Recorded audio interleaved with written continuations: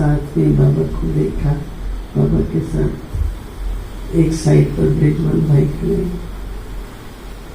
और इतना गौरव जैसे उनको, जिसको कहते हैं इतने प्राउड और बहुत बहुत खुश हुआ, बहुत प्रसन्नचित। तो मैंने बाबा से फिर माता जी से दोनों से दृष्टि से मुलाकात की। तो बाबा ने कहा कि देखो, यह आत्मा तो बहुत खुश है, मेरे साथ है, पर मैं भी बहुत खुश हूँ। फिर बाबा ने सबकी तरफ देखेगा, आप लोग भी खुश हो? तो मैं क्या कहूँ, क्या कहती बाबा? बाबा प्रश्न पूछ रहे हैं, सभी खुश हो? बोलो। अच्छा। बाबा ने कहा देखो, जो रूहानी यात्रा है उसमें सभी को संपूर्ण बनना है, व्यक्त बनना, एक लक्ष्य जिसको हम यात्रा की मंजिल कहें, डेस्टिनेशन कहें। तो जब कोई यात्रा को संपन्न करता है तो उसको तो खुशी होती है, परंतु जो उसके सह यात्री हैं उनको भी उतनी खुशी होनी चाहिए। तो बाबा को तो इसलिए खुशी है कि मेरे साथी हैं और मेरे साथ हैं। सभी बच्चों में यह तो सदा ही सिमरती रहती है कि हमारी मंजिल क्या है, हमारे कार्य क्या है। तो फिर थोड़ी देर के बाद बाबा ने जैसे दिखाया कि ब्रिजमल भाई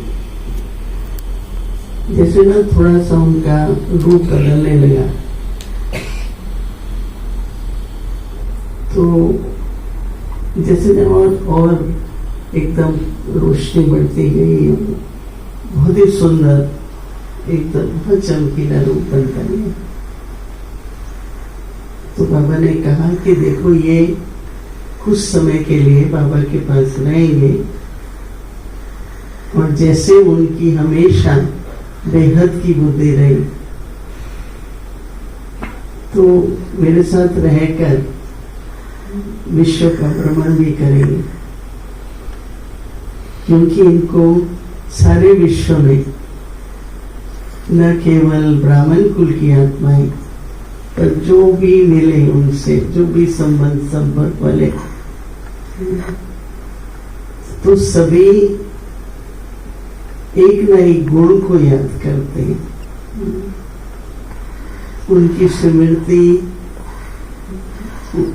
भाई साहब के गुणों के ऊपर थी, न कि ऐसे तो उपस्थिति साकार में होती है, पर बाबा ने कहा सभी हर एक कोई ना कोई गुण का वर्णन कर रहा है। तो जब गुणों का वर्णन होता है तो वातावरण कैसा होता है? बाबा ने कहा कि एक सारे विश्व में इस समय जो वातावरण है, जो चर्चा है, जो वर्णन है, वो सिर्फ गुणों का और कर्तव्य का है।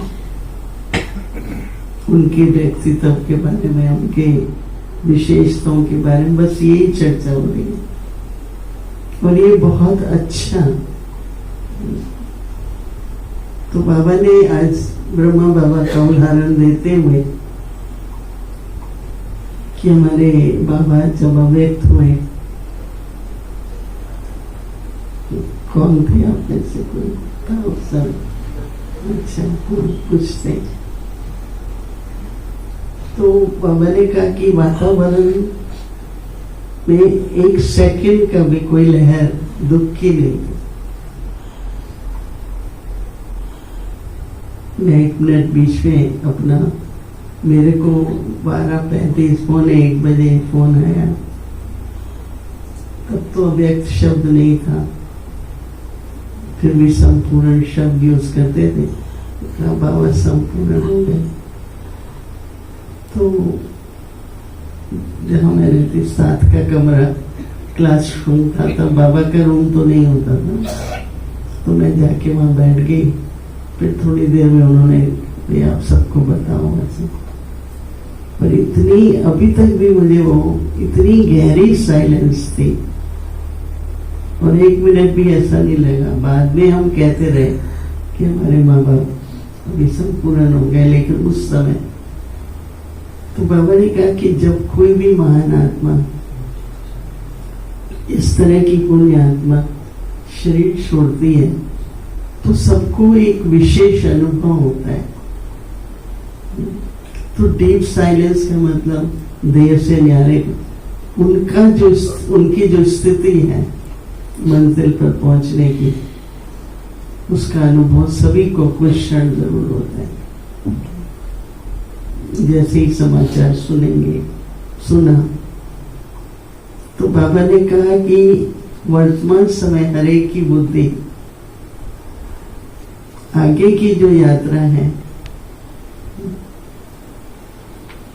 वर्तमान समय गुण तो उनके जीवन भर के हैं, लेकिन अभी उन क्या कर रहे हैं, कैसे यात्रा कर रहे हैं, आप लोग भी बुद्धि आगे ले जाओ, क्योंकि अभी और विशेष पाठ चलेगा। उस विशेष पाठ से विशेष कार्य भी होगा, और स्थापना के कार्य में कुछ नया देखने में मिलेगा आप सबको। तो बस वहां आपकी बुद्धि रहे, वही विचार चले कि अभी नया क्या होगा, अभी क्या हो रहा है, अभी बाबा कैसे भाई साहब की आत्मा, बाबा उनसे क्या कार्य कराएंगे। तो थोड़ा आप लोग सभी बेहद में जाओ, बेहद की बुद्धि रखो।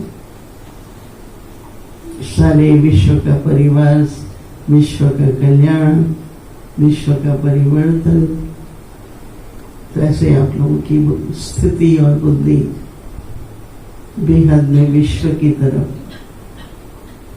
क्योंकि ये तो देख ही रहे हैं कि संसार में कितना हलचल है हर बात की। तो उसमें जो परिवर्तन आएगा, तो ये ऐसी आत्माएं उस परिवर्तन से कनेक्टेड है। कोई साधारण बात नहीं है, उनका संपूर्ण बनना विश्व परिवर्तन की हाहाकार, और दूसरी बात तरफ जय जयकार है। तो इनके कारण जय जयकार होगी और एक तरफ हाहाकार हो ही रही है। तो जरूरी है इन आत्माओं का ऐसे टाइम पर संपूर्ण संपन्न और अव्यक्त बनना।